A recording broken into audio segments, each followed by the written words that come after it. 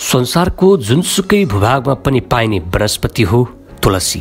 आज हामी तपाईहरुलाई तुलसी खेती कसरी गर्ने, यसबाट कस्तो आम्दानी हुन्छ र कस्ता बिरामीले यो सेवन गर्नुहुन्छ र कस्ता बिरामीले यो सेवन गर्नु हुँदैन, यसको विषयमा जानकारी दिन गइरहेका छौं।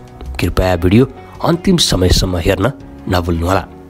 संसारकै जुनसुकै भूभागमा पनि पाइने यो वनस्पति हिन्दूहरूका लागि अत्यन्तै पूजनीय एवं उपयोगी वनस्पति हो।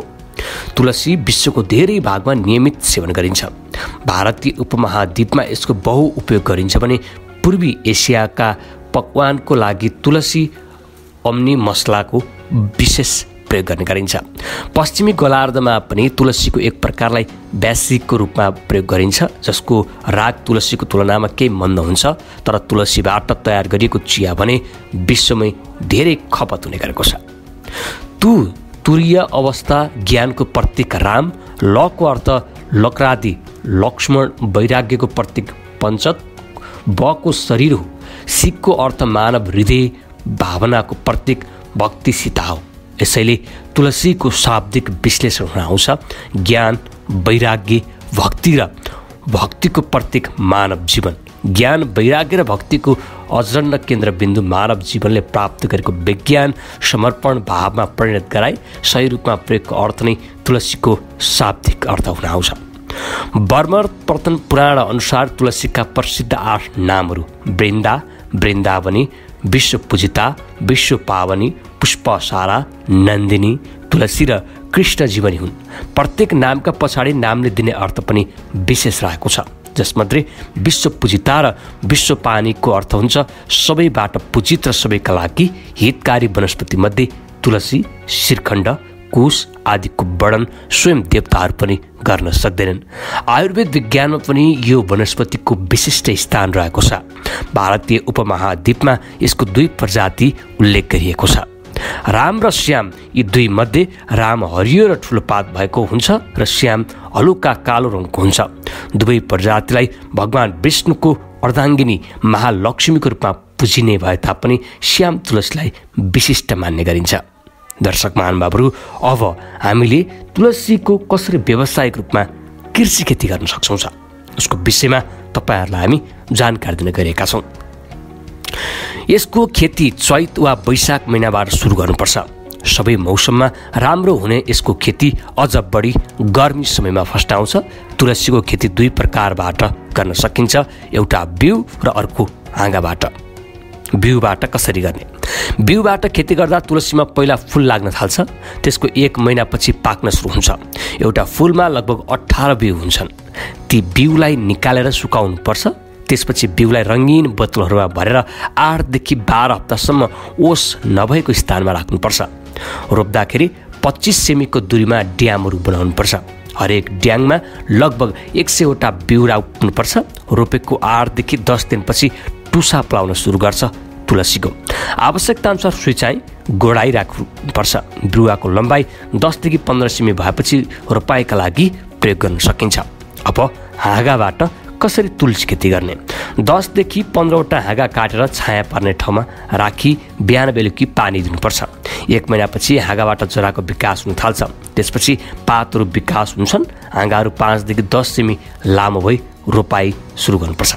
बिरुवा रोप्नका लागि सबभन्दा पहिला जमिन राम्ररी खन्नुपर्छ र माटो बराबर बनाउनुपर्छ। त्यसपछि माटोमा गोबर मिसाउनुपर्छ। मलका लागि फोस्फोरस र पोटास पनि लगाइन्छ।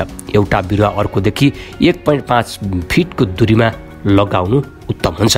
कहिले कहिले यसको जराको वरिपरि सफाइ गर्नुपर्छ र अलिकति खन्नु दिनुपर्छ। यसो गर्नाले बिरुवा छिटो बढ्न पाउँछ। रोपेको 80 देखि 90 दिनसम्ममा तुलसी टिपेर बिक्रीका लागि बजारमा लान सकिन्छ। अब तुलसी खेतीको कस्तो छ त व्यापार व्यवसाय? दर्शक महानुभावहरू, यदि तपाईँले तुलसी खेती गर्नुभयो भने तपाईँले कसरी यसको मूल्य पाउन सक्नुहुन्छ? तुलसी खेतीबाट 2 प्रकारका उत्पादन गर्न सकिन्छ, पहिलो बिउ र दोस्रो पात। यसको बीज उत्पादन गरेर बिक्री गर्न सकिन्छ, साथै यसको पातबाट तेल निकालेर राम्रो कमाइ गर्न सकिन्छ। 1 हेक्टरमा यसको खेतीका लागि लगभग 10 किलोग्राम जति बिउको आवश्यकता पर्छ भने 1 हेक्टर क्षेत्रफलबाट लगभग 120 देखि 150 किलोग्रामसम्म तुलसीको बिउ उत्पादन गर्न सकिन्छ। तुलसीको बिउ प्रति किलो 400 रुपियाँसम्म बिक्री हुन्छ। यस्तै तेलको मूल्य प्रति किलोग्राम 1300 रुपियाँसम्म पर्ने गरेको छ। दर्शक महानुभावहरू, अब तुलसी खेती गरिसकेपछि कहाँ बेच्ने त? यसको माग विश्व बजारमा निकै बढी छ। तुलसीको माग विश्व बजारमा निकै रहेको छ। यसको व्यापार भारत तथा चीन निर्यात गर्न सकिन्छ। नेपालबाट तुलसीलाई औषधि बनाउनका लागि कच्चा पदार्थको रूपमा प्रयोग गरिन्छ। तुलसीबाट बनाइएको तुलसी चिया पनि नेपाली बजारमा राम्रो बिक्री हुने गरेको पाइन्छ र विदेशीहरूले पनि यसलाई खुब मन पराउँछन्। यसलाई राम्रोसँग प्याकेजिङ गरेर बजारमाका लागि बेच्न सकिन्छ। धार्मिक कार्यमा पनि यसको धेरै महत्त्व छ। त्यसकारण यसलाई पूजा सामग्रीको रूपमा बेच्न सकिन्छ। सामाजिक सञ्जालको माध्यमबाट पनि यसको बिक्री वितरण गर्न सकिन्छ। दर्शक महानुभावहरू, अब यसको औषधि उपचार कसरी गर्ने? यदि कसैलाई धेरै तारन्तार दिशा लागिरहन्छ भने 8 देखि 10 वटा तुलसी पात चौथाइमा भाग जायफल पिनेर खाएमा ठिक हुन्छ। आउँ सुल परेमा 10 देखि 12 तुलसीको पात मिश्रीसँग पिनेर खाने गरेमा पनि यसको ठिक हुन्छ र आवश्यकता परेमा 1 हप्तासम्म खानुहोला। यदि दिशामा रगत आउँछ भने 1-2 चम्चा तुलसीको गेडा अथवा आधा गिलास पानीमा बेलुका भिजाएर बिहान खाने गरेमा पनि ठिक हुन्छ। हल्काई भएमा तुलसीको पात 10 देखि 12 वटा खाएर पानीले निलेर तुलसीको पातको लेदो नरिवलको तेलमा फिटेर गुद्वारको घाउमा लगाउने गरेमा पनि ठिक हुन्छ। बालतोड घाउ भएमा पिपलको कोपिला र तुलसीको पात पानीमा पिनेर बिहान बेलुका लेपन गर्नाले बालतोड घाउ पनि निकै राम्रो हुन्छ। घाँटी बसेर बोल्नै नसक्ने भएको छ भने 10 देखि 12 पात तुलसी, 4 देखि 5 जना मरिच र मिश्रीको टुक्रासँग चपाएर निल्दा घाँटी बसेको 2-3 दिनमै ठिक भएर जानेछ। यसको उत्पादनहरू विश्व बजारमा निकै बढिरहेको छ। चिकित्सकहरूका अनुसार तुलसीमा सयौं रोग निको गर्ने क्षमता छ। यसमा पात, हाँगा, फूल, जरा, बिउ सबै उत्तिकै महत्त्वका छन्। यसले भोक जगाउने, रुचि जगाउने तथा पाचन प्रक्रिया बढाउनुका साथै झाडा वान्ता पनि रोक्ने कार्य गर्दछ। मानिस मृत्युशयमा हुँदा प्राण त्याग्नु अघि तुलसीको बोटसँगै राख्ने तथा तुलसी पत्र खुवाउने मरेपछि मोक्ष पाउँछ भन्ने शास्त्रमा वर्णन गरिएको छ। तुलसी रोपेको 400 मिटर वरपरको वातावरणलाई तुलसीले सुगन्धित र शुद्ध पार्छ भन्ने जनविश्वास रहेको छ। तुलसी बट वृक्ष वरिपरि र तुलसीको छाया वरिपरि र यसको हावाको परिधिभित्र कुनै पनि विषाक्त कीटाणुहरू टिक्न सक्दैनन् र दीर्घ रोगीहरू समेत तुलसीको सेवनले रोगमुक्त भएको कुरा वैज्ञानिकहरूले बताउन थालेका छन्। बिहानै तुलसीको पूजनले तुलसी सागको सम्पर्कले मानव जीवन निरोगी बन्छ भन्ने तुलसीको सम्मिश्रणको खाद्य पदार्थहरूको सेवन गर्दा मानिसले दीर्घ जीवन प्राप्त गर्न सक्छ। यहाँसम्म कि तुलसी एउटा महाऔषधि भएकाले मृत्युका मुखमा परेका बिरामीहरूलाई पनि घाटका चिकित्सकहरूले तुलसी राखिदिन प्रेरणा दिन्छन्। मृत्यु पश्चात पुनः देह निर्माणको प्रतीक स्वरूप पिण्ड श्राद्ध कार्य र दिगन्त पितृहरूको आफन्तहरूबाट प्राप्त गर्ने खानाको विश्वास स्वयं दिएको पिण्डमा तुलसीको मन्जरी राख्ने गरिन्छ भने देव कार्यमा अर्पणा गरिने नैवेद्यहरूमा तुलसी नराख्दा विषाक्त र जुठो रूपमा लिइन्छ। अघि पछि दैनिकी हाम्रा खाद्य पदार्थहरूमा पनि तुलसीको प्रयोग गरी निर्विषाक्त पार्ने प्रयास गरिन्छ। भित्री कारणबाट खानाका पदार्थहरू जन्मिनेदेखि नै विषाक्त बनेका हुन्छन् भन्ने तिनको भण्डारणदेखि भान्सासम्म मन, वचन र मानिस क्रोध, आवेग, तनावका कारण पनि खानेकुराहरू विषाक्त बनिरहेका हुन्छन्। तिनलाई निर्विषाक्त बनाउने एकमात्र सजिलो उपाय तुलसीको प्रयोग पनि हो। यसरी हाम्रो जीवनको प्रत्येक क्षेत्रमा तुलसी जीवनसाथी नै बनिरहेको छ। तुलसीले अजीर्ण, अरुचि, उदर जस्ता सामान्य रोग र मुटु, मृगौला जस्ता असामान्य रोग हरण गर्ने क्षमता राख्ने भएकाले पनि तुलसी र मानव जीवनमा अन्तर सम्बन्ध बढ्न गएको हो। हालै भारतमा भएको एक परीक्षणबाट तुलसीमा क्यान्सर जस्तो भयङ्कर रोगसँग लड्ने क्षमता भएको कुरा पुष्टि भएको छ। हिन्दू परम्परा अनुसार धार्मिक महत्त्व पनि तुलसीको निकै रहेको छ। शास्त्रहरूको मत छ जीव र जगतका रक्षक नारायण छन्, उनलाई विष्णुको रूपमा पनि लिइन्छ। ब्रह्माण्डको सृष्टि रचना गर्दा उनी ब्रह्माको रूपमा स्थापित हुन्छन् भन्ने जगतको सञ्चालनमा उनको स्वरूप विष्णुको हुन्छ। अघि सती नारी वृन्दाको श्रापका कारण उनी विष्णुले वनस्पति झार तुलसीको रूपमा परिणत भई उपयुक्त मानव जीवनमा रोग प्रतिरोधात्मक शक्तिका साथ आसीन भएको भन्ने तर्क पनि रहेको छ। तुलसी वृक्षकै रूपमा घर घरमा विष्णु स्थापित हुने र अषाढ शुक्ल एकादशीलाई हरिशयन एकादशी भन्ने र कार्तिक शुक्लमा तुलसीको बिहे उनै हरिसँग गराइसकेपछि स्वधाम गमनतर्फ जाने शास्त्रीय प्रमाण रहेको छ। सुतलमा भक्त वलिको रक्षार्थ हरिशयन गर्ने क्रममा पनि यसलाई जोडिएको पाइन्छ। युगदेखि तुलसीको महत्त्व कायमै छ। सत्ययुगदेखि नै मानव जीवनको अभिन्न अङ्ग बनेको तुलसीलाई त्रेतायुगमा रामको नामले यसलाई ज्ञानको प्रतीक मानियो भने त्रेतायुगमा भक्तिरूपी सीताको अभावमा चित्रकूटमा रामले आफ्नो आँसुले तुलसीको सिञ्चन गर्नुभयो। द्वापर युगमा तुलसी सत्य माताकै जीवन सङ्गिनी बनिन्। कृष्ण प्रियता समेत भई गोकुलमा राधिकाको नामले तुलसीलाई पुकारिएको थियो। वृन्दावन पुरै तुलसीको वनले ढाकिएको क्षेत्र हो। तुलसी वनलाई नै वृन्दावन भनिन्छ। वृन्दावन पुग्दा मन हर्षित र आनन्दित हुने कारण तुलसीको वासना नै हो। मन हर्षित र प्रफुल्लित भएपछि नै जीवन धन्य बन्छ र जीवन उपयोगी सामाजिक मर्यादा अनुकूल काम सम्पन्न हुन पुग्छ। सुकेको झारको रूपमा समेत उत्तिकै उपयोगी भएको तुलसीको रोपण, पूजन, एजन, चिन्तन र मनन हर मानवका लागि उपयोगी सिद्ध भएको छ। तुलसी बहुगुणी वनस्पति हो भनिन्छ। यसले वायु शुद्धिकरणमा भूमिका खेल्छ। यसको औषधि महत्त्व हामीलाई थाहा छ। जब हामीलाई घाँटी दुख्छ, ज्वरो आउँछ, रुगा लाग्छ, पानीमा तुलसीको पात पकाएर खान दिइन्छ। शरीर अस्वस्थ भएको बेला मात्र होइन, सामान्य अवस्थामा पनि तुलसीको सेवन गर्न सकिन्छ। नियमित रूपमा तुलसी सेवन गर्दा रोग प्रतिरोधात्मक क्षमता निकै बढेर जानेछ। पछिल्लो समय विश्व सङ्क्रमण बढिरहेका बेलामा पनि तुलसीको प्रयोग निकै व्यापक भएको छ। हुन त हामीलाई तुलसीलाई घर आँगनमा मठ बनाएर रोप्ने गरेका छौँ। यो परम्परालाई हामीले आडम्बरको हिसाबले होइन, वैज्ञानिक दृष्टिकोणले हेर्नुपर्छ। तुलसी आफैमा सर्वगुणी भएकाले यसको संरक्षण आवश्यक छ। अर्कोतिर यसको साइनस स्वास्थ्यसँग जोडिएकाले सफा र सहज ठाउँमा हुनुपर्छ। घरको आँगनमा तुलसी रोप्दा त्यसको प्रयोगमा त सहज हुन्छ, घरको वातावरण राम्रो बनाउँछ। तुलसी कुन बेला रोप्ने, कसरी संरक्षण गर्ने भनेर हाम्रा पुर्खाहरूले सिकाएका पनि छन्। तुलसीको हामी पूजा पनि गर्छौँ। वास्तवमै पूज्य वनस्पति हो तुलसी। तुलसीको 1-2 पात नियमित रूपमा सेवन गर्दा रोगसँग लड्ने क्षमता बढ्छ। चिसो वा रुगा ज्वरोले सताएको बेला पनि तुलसीको पातमा अदुवाको केही टुक्रा मिसाएर उमाल्नुपर्छ। त्यसलाई सेवन गर्दा रुगा ज्वरो ठिक हुन्छ। यस्ता थुप्रै उपचार विधि छन्, तुलसीसँग जोडिएका छन्। तुलसी एउटा औषधीय गुण भएको बिरुवा हो। यसको प्रयोग रुगाखोकी, ज्वरो, दन्तरोग, सासको बिरामी आदिमा प्रभावकारी हुन्छ। दर्शक महानुभावहरू, अब कुन रोगीहरूले कसरी प्रयोग गर्ने? मधुमेहको खतरा यसले घटाउनेछ।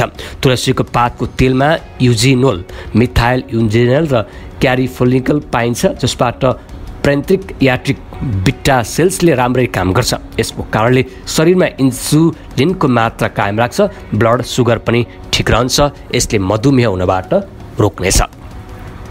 यदि तपाईँ तनावमा हुनुहुन्छ भने तनावबाट छुटकारा पाउन पनि तुलसी प्रयोग गर्नुहोस्। एउटा अनुसन्धानबाट पत्ता लागेको छ कि तुलसीको पत्ताहरूमा तनावलाई कम गर्ने हार्मोन अर्थात् कोर्टिसोल पाइन्छ। तुलसीको दैनिक 12वटा पत्ता खाँदा तनावबाट छुटकारा मिल्ने गर्छ। यो क्यान्सरको खतरालाई कम गराउनेछ। तुलसीमा एन्टिअक्सिडेन्ट र एन्टिकार्सियोलोजिन गुण पाइन्छ, जसले स्तन क्यान्सर र मुखको क्यान्सर बढाउनबाट रोक्नेछ। मृगौलाको पत्तरी पनि हटाउनेछ। किन्नीको पत्तरी हटाउनका लागि बिहान तुलसीको रसमा मह मिलाएर पिउनुहोस्। 6 महिनासम्म यसरी पिउँदा किन्नीको पत्तरी मात्रै हट्दैन, यसबाट हुने दुखाइमा पनि आराम मिल्नेछ। सासको दुर्गन्ध हटाउन पनि तुलसीको पत्ता उपयोगी हुन्छ। प्राकृतिक भएका कारणले यसको कुनै साइड इफेक्ट पनि हुँदैन। यदि मुखबाट गन्ध आइरहेको छ भने तुलसीको केही पत्ता चबाउनुहोस्, तुरुन्तै गन्ध हटेर बास्ना आउन थाल्नेछ। टाउको दुखाइ बगाउनेछ।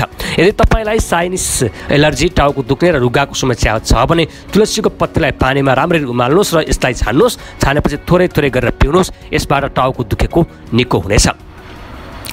तपाईँको आँखालाई आराम गर्दाखेरि तुलसीको पत्ताको 2 थोपा रस 4-14 दिनसम्म आँखामा हाल्दा रतन्दो ठिक हुन्छ। आँखाको पहिलोपन पनि निको हुन्छ। तुलसीको पत्ताको रस गाजल जसरी आँखामा लगाउँदा आँखाको ज्योति बढ्ने वैज्ञानिकहरूले दाबी गरेका छन्।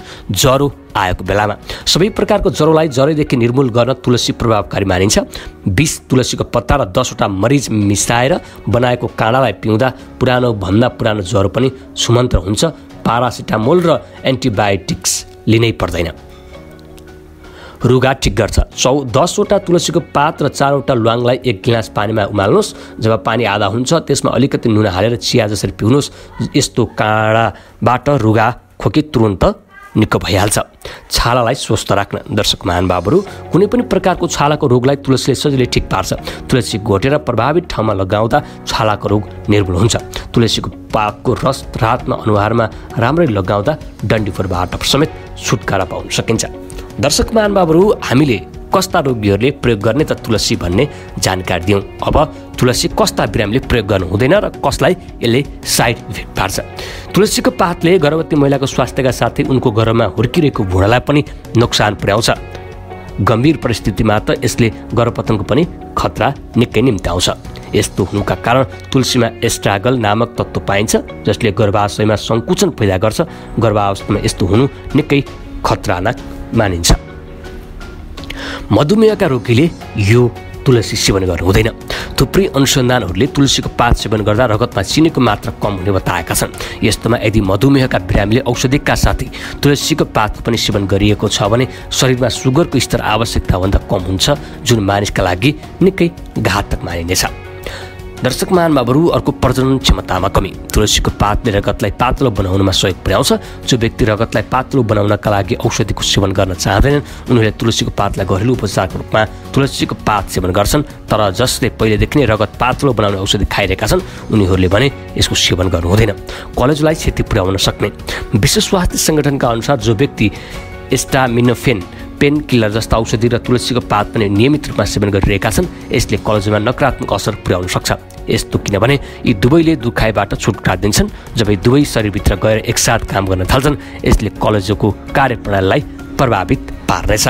दाँत देखिन्छन् दाग धब्बा। तुलसीको पातलाई नचपाई सिधै निल्नुपर्छ। बताइन्छ यसको वैज्ञानिक कारण तुलसीको पातमा पाइने आइरन चपाउँदा दाँतमा दाग धब्बा देखिने भएकाले यसो नगर्न वैज्ञानिकहरूले सुझाव समेत दिएका छन्। दर्शक महानुभावहरू आज हामीले तपाईँहरूलाई तुलसीको व्यावसायिक खेती कसरी गर्ने, यसको बजार अवस्था कस्तो छ, धार्मिक मान्यता के रहेको छ, कस्ता बिरामीले यसको प्रयोग गर्नु हुँदैन भन्ने विषयमा जानकारी दियौँ। सही सूचना, ज्ञान र मनोरञ्जनका लागि नवीन खबर हेर्दै गर्नुहोला। धन्यवाद।